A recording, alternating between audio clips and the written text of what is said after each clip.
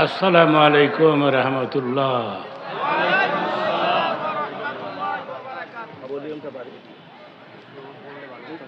Mic ঠিক আছে?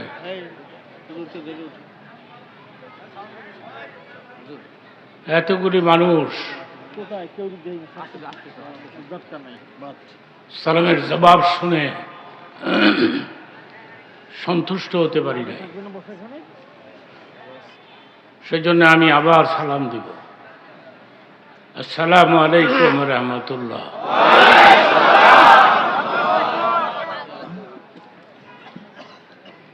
অনেক দিন পর কিছু লোকেরা বলতেছে যুক্তিবাদী মারা গেছে, যেটা লোকটারে মাইরাল হয়।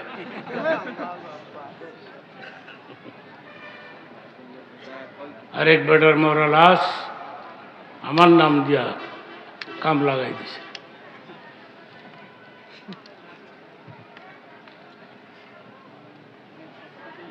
সেই জন্যে জিহাদি সাহেব, আব্দুল সত্তার আজাদি, উনি শখ করে আমাকে দাওয়াত করেছেন। আমি আগ্রহের সাথে দাওয়াতটা গ্রহণ করেছি। আলহামদুলিল্লাহ। শুধুমাত্র আপনাদেরকে দেখার জন্য। ঢাকা থেকে যানজট উপেক্ষা করে আপনাদের এখানে পৌঁছতে, আবার মাদ্রাসা এত ভিতরে, কোনো শব্দ নাই, কোনো আওয়াজ নাই। খুশি হয়েছি আমি।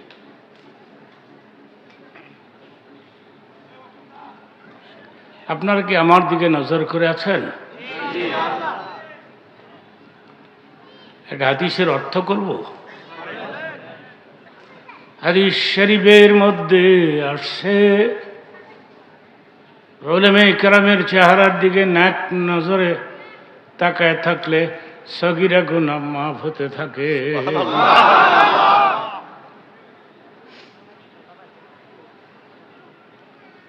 হুজুরদের চেহারার দাম কত?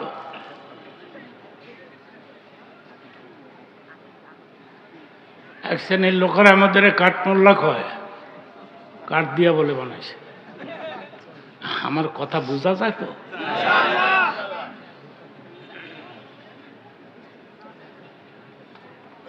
ও কাঠ দিয়া বানাইছে।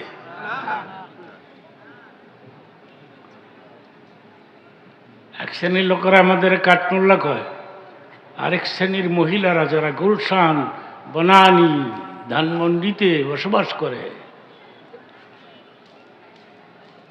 ওরা তো আমাদেরকে মানুষই মনে করে না। দুই বান্ধবীর একসাথে লেখাপড়া শেষ হয়েছে, একজনের বিয়ে হয়েছে ইংরেজি শিক্ষিত অফিসারের কাছে, আরেকজনের বিয়ে হয়েছে হুজুরের কাছে।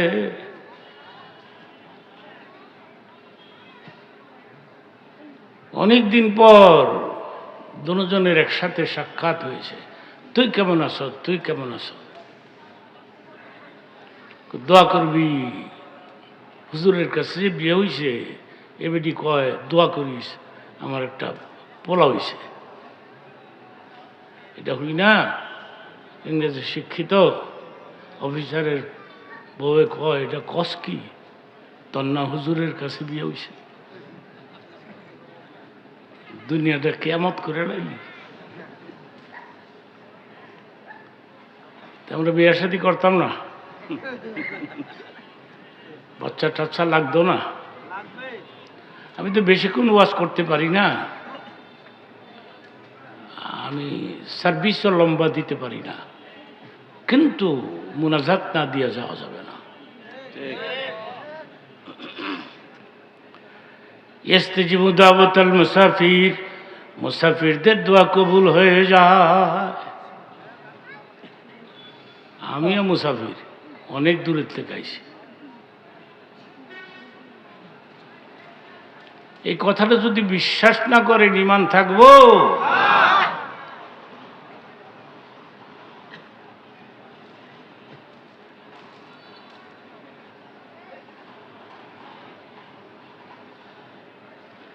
আমার দিকে নজর করে আছেন? পছন্দ হইছে? পছন্দ হইছে? পছন্দ হইছে কি লিখে কইলাম? আজ থেকে 20 বছর আগে বরিশাল স্টিমারে ওয়াজ করতে গেছিলাম। আমি তো যুক্তিবাদী মানুষ, আমার ওয়াজ এই ধরনেরই। হুজুরা দেখছেন না কত কোরআনের আয়াত পড়ছে, কত কিছু পড়ছে। মূল কথাটা তো বুঝাইতে পারে না, খালি চিল্লা চিল্লি।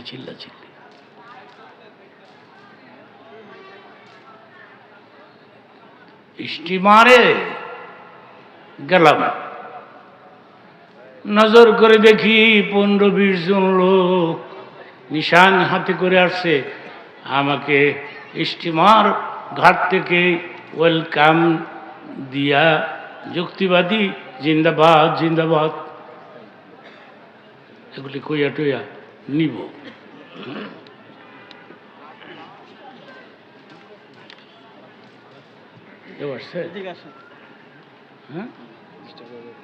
হ্যাঁ, ভালো আছে? হ্যাঁ, আচ্ছা, অসুবিধা নেই, আপনি বসেন। এই চেয়ারটা দাও। কামিল পাস, মারহাবা বলেন। আপনারাও বসেন, ওনার সাথে যারা আসছেন স্টেজে আমার পিছনে এসে বসে। কতক্ষণ দাঁড়ায় থাকবেন? আমি তো আধা ঘন্টা কথা বলবো, এরপরে প্রধান অতিথিকে সময় দিব, তিনি কথা বলবেন, এরপরে মুনাজাত হয়ে যাবে।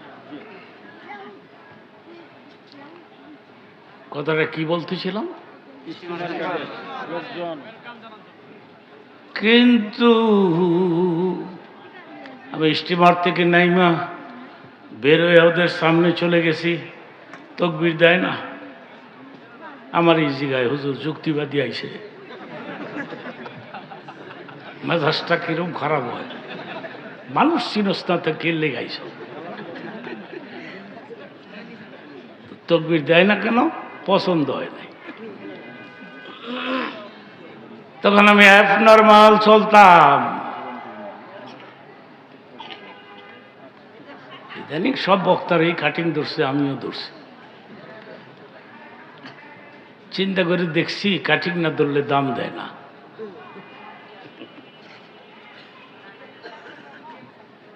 আপনারা আমার দিকে নজর করে আছেন? উলামায়ে কেরামের চেহারার দিকে এক নজরে তাকায় থাকলে সগীরা গুনাহ মাফ হতে থাকে। নারায়ে তাকবীর, নারায়ে তাকবীর।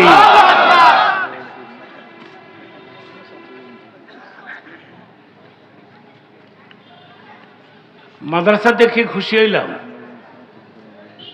একটা ছেলেকে হাফেজ বানাও, একটা ছেলেকে মাওলানা বানাও। কোন এয়ারপোর্টে জানি আমি বসা ছিলাম, তো একজন থানার ওসি আমার কাছে এসে বসে কয়, আপনি কি যুক্তিবাদী না? আমি কই ইয়েস।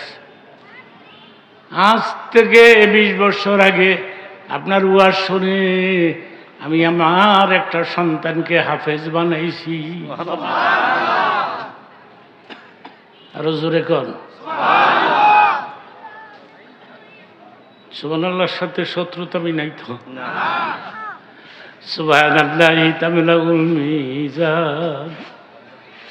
অর্থটা করি, এই পৃথিবীতে ওরা বেশি বেশি করে সুবহানাল্লাহ পাঠ করবে, কিয়ামতের ময়দানে মিজানের পাল্লায় ওদের ওজনকে ভারী করে দেওয়া হবে। তামলাউ মা বাইনাস সামাই ওয়াল আরদ, এটা আরো গুরুত্বপূর্ণ হাদিসের বাকি অংশ। সুবহানাল্লাহ স্ট্রং এর সাথে বলতে হবে। কেউ যদি পৃথিবীতে শুধু একবার সুবহানাল্লাহ বলে, শুধু একবার, সঙ্গে সঙ্গে গোটা দুনিয়ার ফাঁকা জায়গাটা ওই ব্যক্তির নামে নেক দিয়ে পরিপূর্ণ করে দেওয়া হয়। নারায়ে তাকবীর।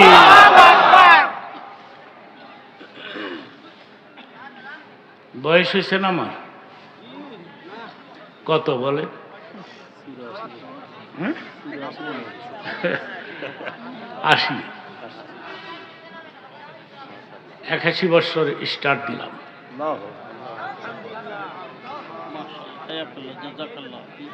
আজকে কালকে নেই, আজকে কালকে স্টার্ট দিছিলাম, আপনারা যখন ছাত্র এখনো ওয়াজ করি আমি। আপনি আসছেন শুনে আমি খুশি হয়েছি। সব হুজুরে কি একদলই করেনি, বেশ কম আছে না? আমি খুশি হয়েছি আপনি আসবেন এবং আসলেন।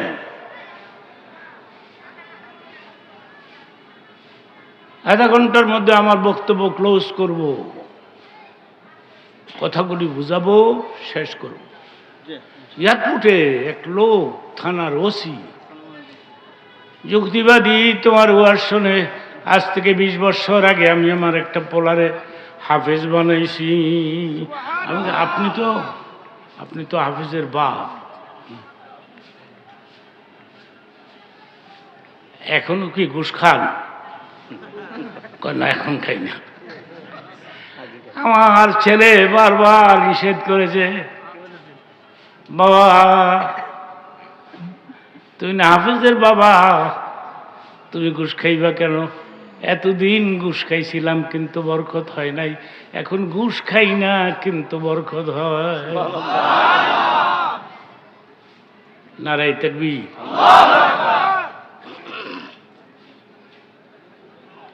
এক শ্রেণীর অভ্যাস, এক শ্রেণীর লোক আছে, এরা বলে মৌলবি বানামো, মৌলবীরা তো ভাত পায় না। মৌলবীরা ভাত পায় না? হ্যাঁ, না খায় না? পায় না, না খায় না? গুলশানের নাম শোনেন না? গুলশান তো কাছে আছে। গুলশানে একদিন গেলাম খাতমে তারাবি পড়তে, গিয়ে শুনলাম এদের হাদিয়ার পরিমাণ কি জানেন? 1.5 লক্ষ, 1,50,000 তারাবির হাদিয়া। সুবহানাল্লাহ, বাইত গিয়ে কইেন এত হাদিয়া। একেবারে পিচ্ছি যে ছোট, এটার বয়স 18 বছর। গতকালকে একটা প্রোগ্রামে আমি 5টা ছাত্রের মাথায় পাগড়ি দিয়েছি, একটা একবারে পিচ্ছি। আমি বললাম তোমারে কত দেয়? 50,000। তুমি কি হাফেজ নাকি বোকাস? বোকাস না হাফেজ? কে আপনি প্রশ্ন করেন? কপালের মধ্যে চুমা দিলাম, বাবা তুমি যদি আমার পোলা হইতা।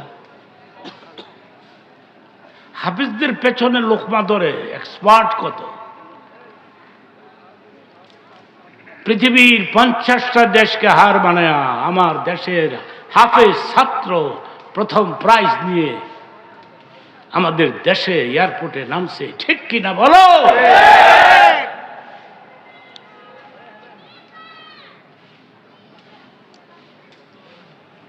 রাজনীতি করি না, বুঝি না। রাজনীতি করলে অনেক বিপদে বললাম, বুঝলি? বিপদ নাই, রাজনীতি করি না তো, রাজনীতি জানি না আমি। গুলশানের কথাটা বলবো?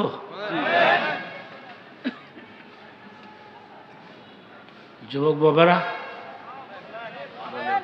একটা ছেলেকে হাফেজ বানাইবা, 2 হাতে জড়িয়ে ধরলাম, কপালের মধ্যে চুমা খাইলাম, বললাম আল্লাহ যদি তোমারে আমার সন্তান বানাইতো, তোমার ডিউটি কি? আমি পেছনের কাতারে দাঁড়াইয়া লোকমা দিই। আর হুজুর এখন লোকমা দেওয়া তো এক্সপার্ট ছাড়া সম্ভব না। মনে মনে ভাবলাম, কথম খতম তারাবি পড়ে যাই। প্রথম যে 8 রাকাত পড়াইলো তার কণ্ঠ এত চমৎকার, আমার ই পাগল করে ফলাইছে।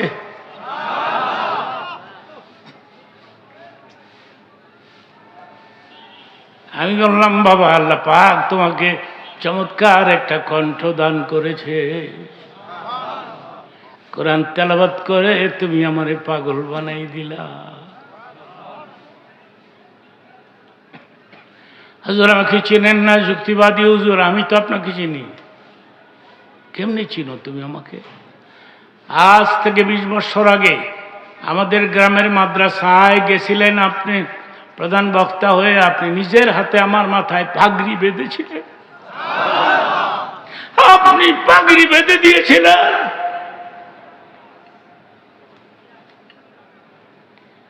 আমি বললাম, বাবারে, ওই দিন তো তোমার তেলাওয়াত শুনি নাই,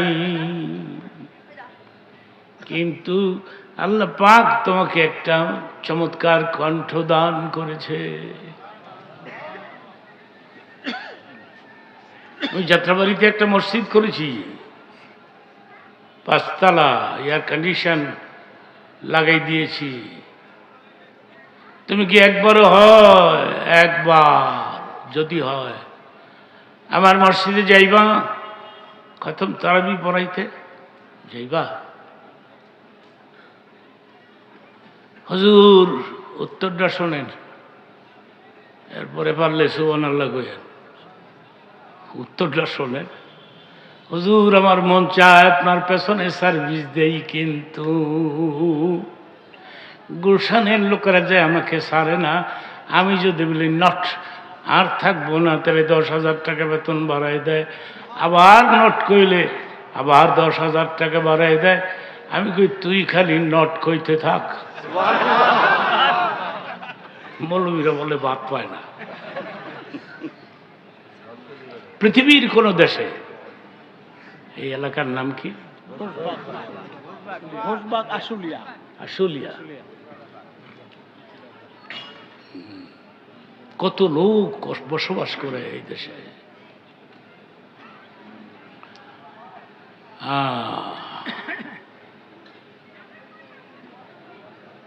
পৃথিবীর কোন দেশে একটা হাফেজ না খেয়ে মারা গেল, আপনি যদি প্রমাণ করতে পারেন, আমি মাইকের সামনে আর আসবো না।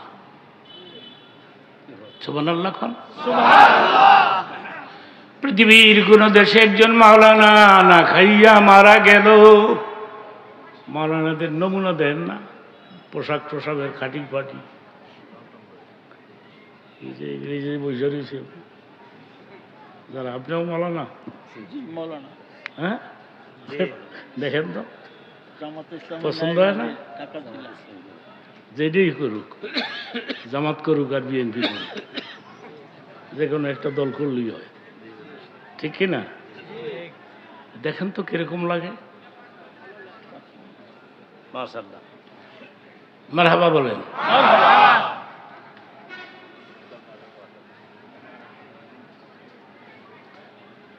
মান ক্বারা আল কুরআন ওয়া আমিলা বিমা ফিহি উলবিসা ওয়ালিদাহু তাজা ইয়াউমাল কিয়ামা।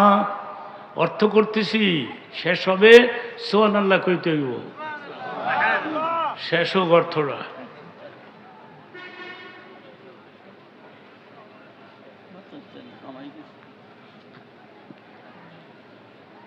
মান ক্বারা আল কুরআন ওয়া আমিলা বিমা ফিহি, হাফেজ এবং মাওলানা যারা আমল করলো,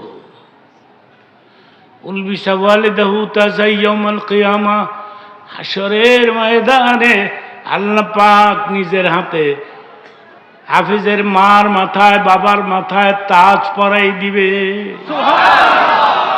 নারায়ে তাকবীর।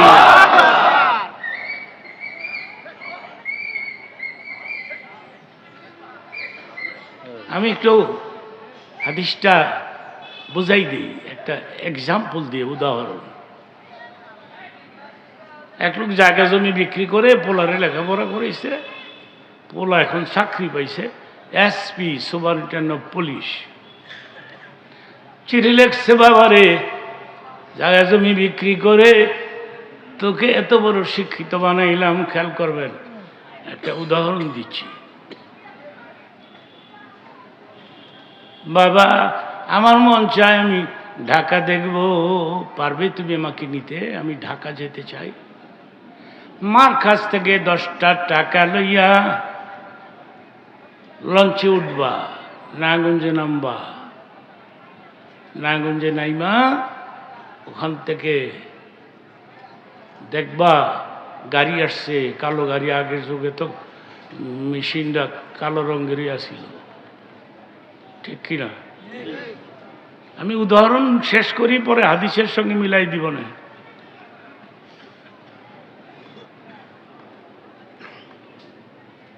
একটি পেশাব কইরা, পেশাব করতে বইছে সিগারেট হাতে লইয়া,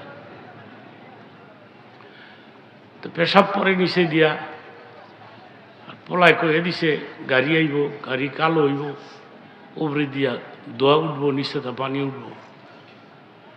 টি পেশাব করতে বসে সিগারেট হাতে দিয়া, নিচে তা পেশাব পরে, উপরে তা দোয়া উঠে।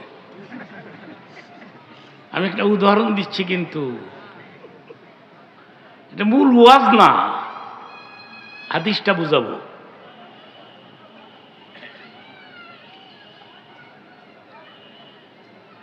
তারপরে গাড়ি আসলো, কমলাপুর চলে গেল, ড্রাইভার থাকলো, চলেন চাচা চলেন। কিন্তু রে, যারা শহরে থাকে গ্রামে গিয়ে ভাল লাগে না, ঠিক কিনা? কিন্তু যারা গ্রামে থাকে শহরে গিয়া ভাল লাগে না। বাবা, আমারে তাড়াতাড়ি পাঠাই দে, আমার শ্বাস বন্ধ হয়ে যাবে। এসপি পার্সোনাল পেডের মধ্যে বাবার অ্যাড্রেস লেখছে, নিজে সিল দিছে, নিজের পরিচয় দিছে।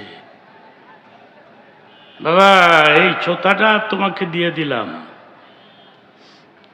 পকেটে যত্ন করে রাখো, রাস্তাঘাটে বিপদে পড়লে ছোতাটা শো কইর, শো কইর। তারপরে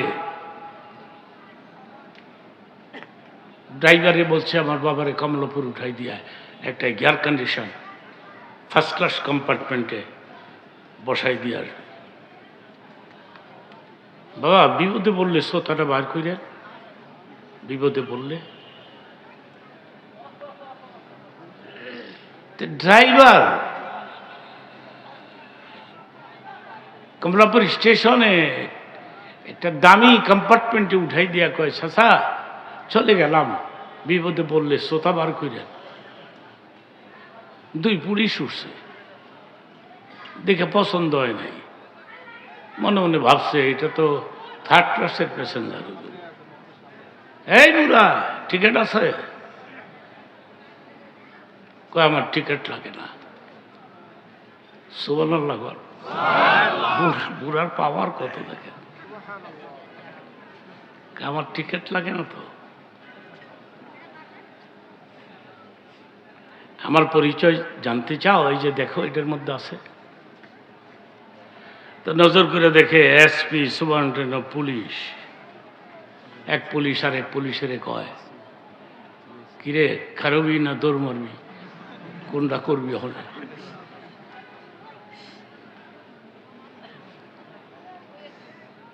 চাচা 1 কাপ চা খাইবেন?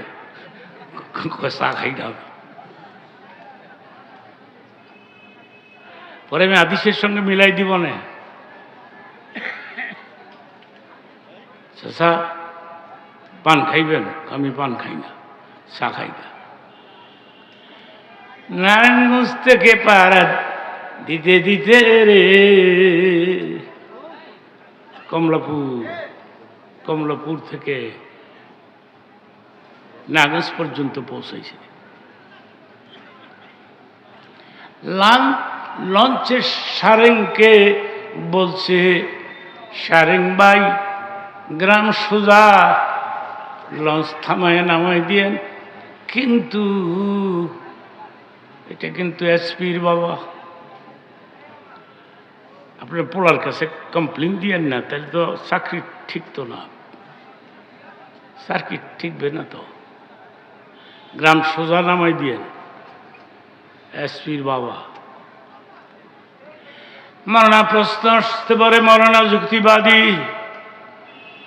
পুলিশ চিনল এসপির বাবারে ছোটা দেখিয়া, কিন্তু রে আমি যে হাফিজের মা, হাফিজের বাপ, ফেরেশতারা কোন চিহ্ন দেখে বুঝতে পারবে? আল্লাহ পাক নিজের হাতে হাফিজের মার, হাফিজের বাবার মাথায় তাজ পরাই দিবে, আর এই তাজটা দুনিয়ার সূর্যের চাইতে কয়েক হাজার গুণ বেশি আলো হবে। ফেরেশতারা যখনই দেখবে মনে করবে এটা হাফিজের মা, এটা হাফিজের বাপ, ওয়েলকাম ওয়েলকাম, চলেন জান্নাতে পৌঁছে দিই।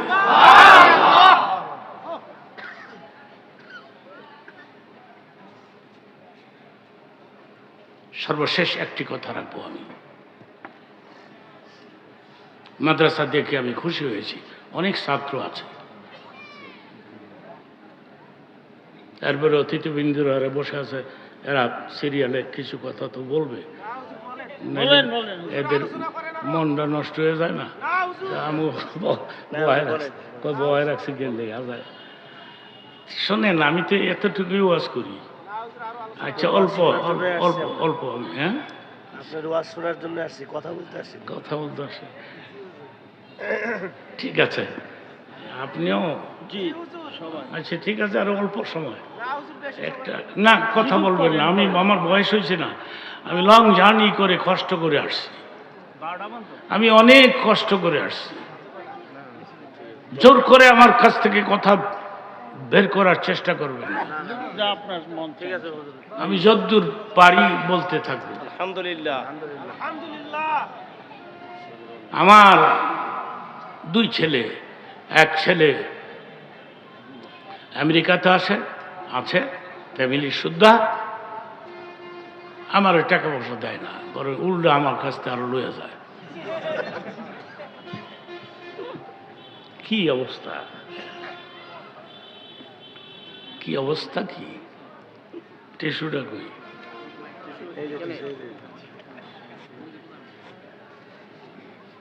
শীত গেছে গাবো তো আপনি দিয়ে, হ্যাঁ গরম লাগতেছে, শীত গেছে গা তো। আমাদের দেশে কয়দিন শীত থাকে কর? শুনতাছি আবার বলে শীত নামবো, আবার এইটাও শুনতাছি প্রধানমন্ত্রী নাকি আবার আইব।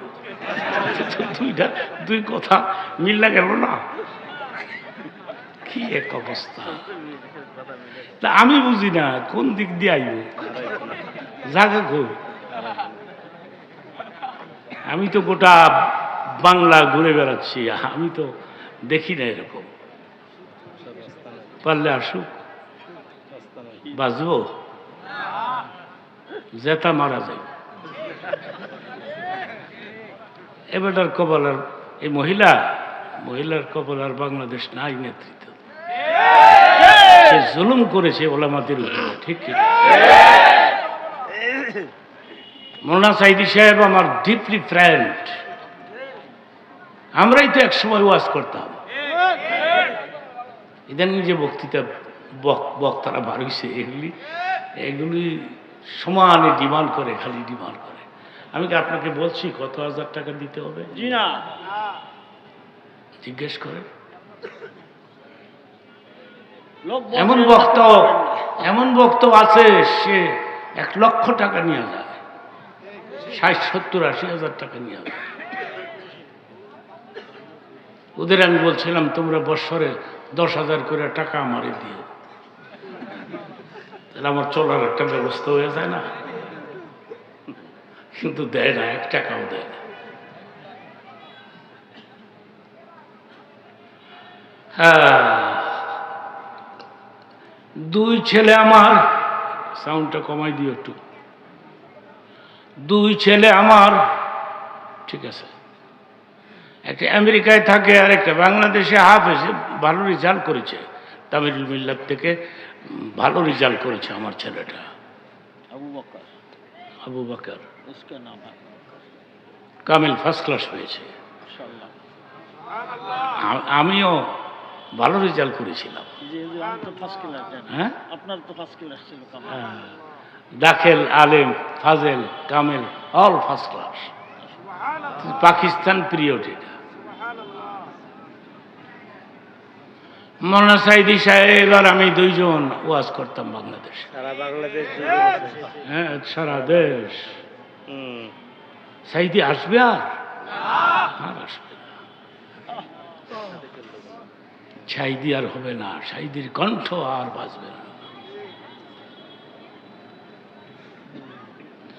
সাইদির ওয়াজ করতে গেলে নামটা নিতে দিত না, মাইক কাইরে নিয়ে যেত, কথা বলতে দিত না। কথা বলতে দিত না। একটানা 13 বছর কত কষ্ট দিল লোকটাকে। এই মহিলা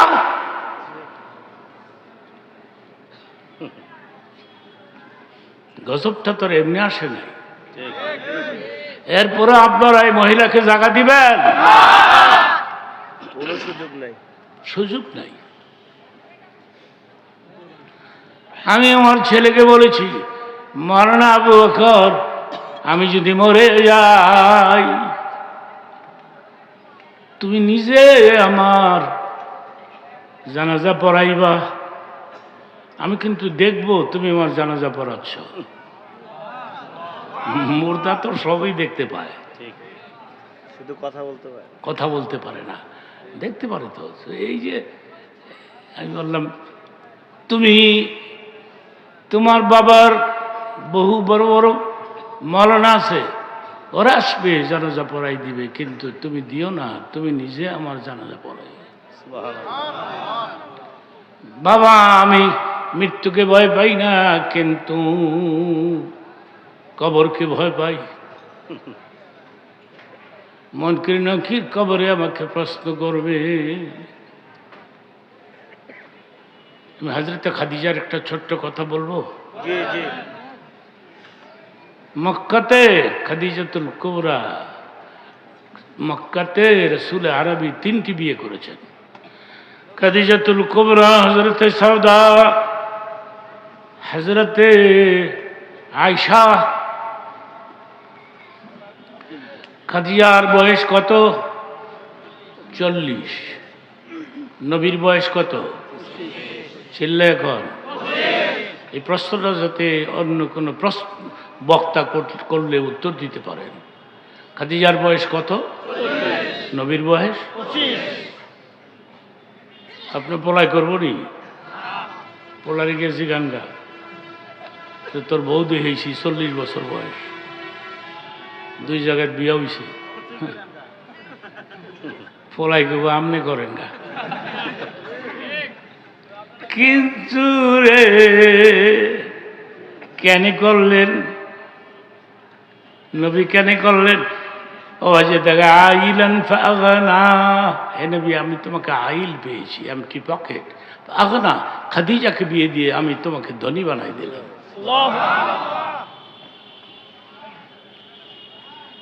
তারপরে কি হলো কথাটা বলে ফেলি। খাদিজার সাথে রাসূলের ফ্যামিলি লাইফ 25 বছর। এই 25 বছরে সেকেন্ড ম্যারেজ তিনি করেন নাই। একদিন খাদিজা বলতেছিলেন, নবী গো আমি আপনাকে একটা বিয়ে করাই দিই, আমার বয়সে তো ধরে না, আপনার খেদমত করতো। নবীর উত্তরটা শোনেন। নবী বলছেন, খাদিজা আপনি এই কথাটা বলতে পারলেন? আমি কি বলছি আমার আরেকটা বউ লাগবে? আমি তো বলি নাই। কিন্তু রে এই 25 বছরে আমি কোনো ডিমান্ড করি নাই। খাদিজার লক্ষ লক্ষ টাকা, কোথায় পোলাপান খুঁজে 2 হাতে বিয়ে করেছেন। জীবনে কোনোদিন চোখ লাল করে নাই, মুখটা মলিন করে নাই। আপনি আসেন এদিকে। সেই জন্য খাদিজাকে নবী ভুলতে পারতেন না। নবীর ইন্তেকালের দিন হযরত খাদিজা বলেছিলেন যে নবী গো, আমি 25 বছরে কোনো ডিমান্ড করি নাই, আজকে একটা ডিমান্ড করতে চাই, আপনি কি পারবেন আমার ডিমান্ড রক্ষা করতে? নেই বলেন, বলেন তো দেখি চেষ্টা করে। আমি মরে গেলে আপনার গায়ের ব্যবহারের চাদর দিয়া কাফন পরাইয়া সুবহানাল্লাহ কর। কি চাওয়া চাইল? নতুন চাদর কিনা দিবেন না, যেই চাদরটা আপনি ব্যবহার করলেন ওইটা দিয়ে আমার কাফন পরাইয়া মৃতদেহকে আবৃত করে আমার কবর করে, এটা একটা আবদার রইল। সেকেন্ড আবদার হলো, আমি মুনকির নকিরকে ভয় পাই, মুনকির আসবে, প্রশ্ন করবে আমার কবরে, ওই সময় আপনি আমার মাথার পাশে দাঁড়ায় থাকবেন। হযরত ফাতেমার বয়স ছিল মাত্র 7.5 বছর। বাবার গায়ের চাদরের আঁচল ধরে কবরস্থানে চলে গেছে, মার কবর শেষ হয়ে গেছে। তখন ফাতেমা একটা প্রশ্ন করেছিলেন, বাবা গো, এখন তুমি এখানে দাঁড়ায় আছো কেন? কবর তো শেষ হয়ে গেছে। আমার মা এখন কোথায়? উত্তরটা শোনেন, পারলে সুবহানাল্লাহ কইয়া। নবী উত্তর দিলেন, তোমার মা হযরতে আসিয়া হযরতে রহিমার মাঝখানে বসে আছে। নারায়ে তাকবীর। এটা কেন দাঁড়িয়ে আছো বাবা? চলো ঘরে চলে যাই। কিন্তু রে, তোর মার সাথে আমার একটা ওয়াদা ছিল, মুনকির আসবে, নাকির আসবে, মুনকির নকির প্রশ্ন করবে। আল্লাহ পাক বলতেন, জিবরিল রে, প্রথম সালামটা আমার নবীরে দিও, সেকেন্ড সালামটা খাদিজাতুল কুবরাকে দিয়ে দিও। মুনকির নকির এখনো আসেনি মা, আমি সেই জন্য একটু অপেক্ষা করতেছি তোর মার কবরের মাথার পাশে। মুনকির নকির আসে নাই। ঠিক তখনই আল্লাহ বললেন, জিবরাইল রে, যাও, এখনই যাও, গিয়া নবীরে বলে দাও মুনকির নকির আসবে না। মুনকির নকিরকে নিষেধ করে দিয়েছি, মুনকির নকিরের প্রশ্নের উত্তর আমি দিয়ে দিয়েছি। নবীরে যাইতে কও, ঘরে ফাতেমারে নিয়ে যাইতে কও।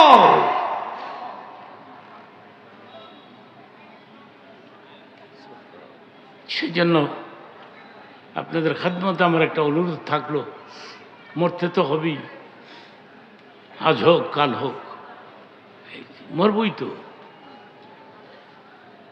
যারা যারা আমাকে ছেড়ে চলে গেলেন, মোল্লা সাইদি চলে গেলেন, লুৎফুর রহমান চলে গেলেন, শেখুল হাদিস আল্লামা আজিজুল হক চলে গেলেন, মৌলানা আমিরুল ইসলাম চলে গেলেন, আব্দুল গফফার, এদের সাথে ওয়াজ করতাম, কেউ নয়, সব চলে গেছে জান্নাতে।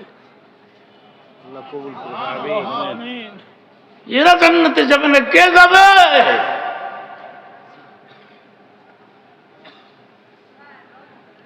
কেমনে কেমনে পয়সা রয়েছে আমি বুঝি না, আবার ওয়াজও করতেছি। এই জন্য বেশি ওয়াজ করতে পারি না, অল্প সময় করি।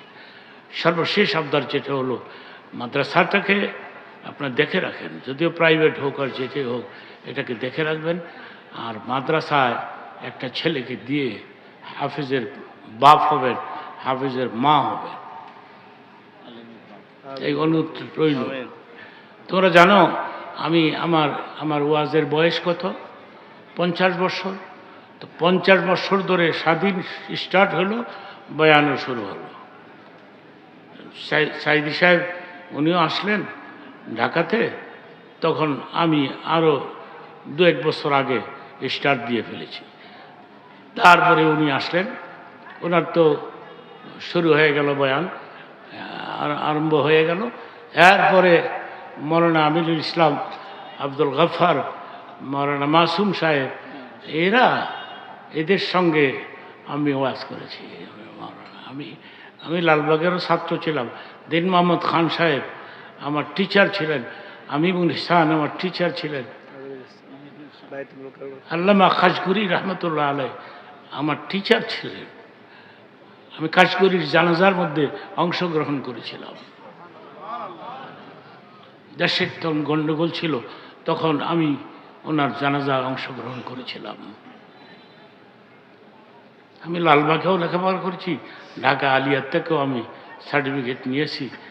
তারপরে এই ওয়াজের আমার আব্বা প্রথম একটা মাদ্রাসায় অ্যাডমিশন দিয়ে দিলেন যে তুমি এখানে তফসির পড়াইবা।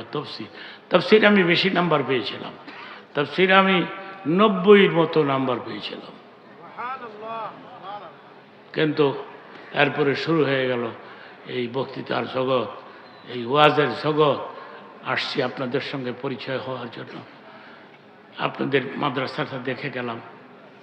মাওলানা আনসারি নাকি, হ্যাঁ আজাদি, তারা আজাদি মাওলানা, উনি যেই যত্ন করলেন, কত কিছু পাকাইছে, মৌলবীরা বলে ভাত পায় না, কত কিছু খাবে।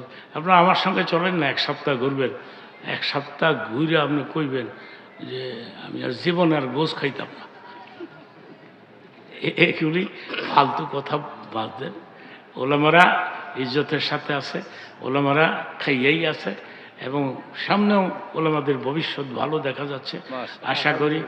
বিএনপির ভাইরা, আপনারা জামাতের লোকেরা আসছেন, আপনারা এই দুইটা দলই তো এখন কাজ করতেছে, মিলেমিশে কাজ করে নির্বাচনটা হবে কি হবে না এটা একটা চিন্তা করতেছি। আমি আল্লাহরে কইছি, আল্লাহ 1 বছর হায়াত বাড়াই দিও, নির্বাচনের নমুনাটা দেয়া যাইতাম।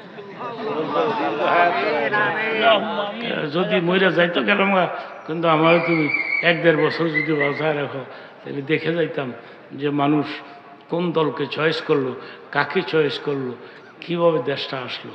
হ্যাঁ, এখন আমি আপনাদের সামনে একটু কষ্ট দিব। কষ্টটা কি? এরপরে ওনারা কথা বলবেন, এরপরে আমি মুনাজাত দিয়ে দেব। যে এই যে একটা প্রোগ্রাম, প্যান্ডেল হলো, মাইক হলো, পোস্টার হলো, এটা খরচ লাগে নাই? কথা কয় না কে?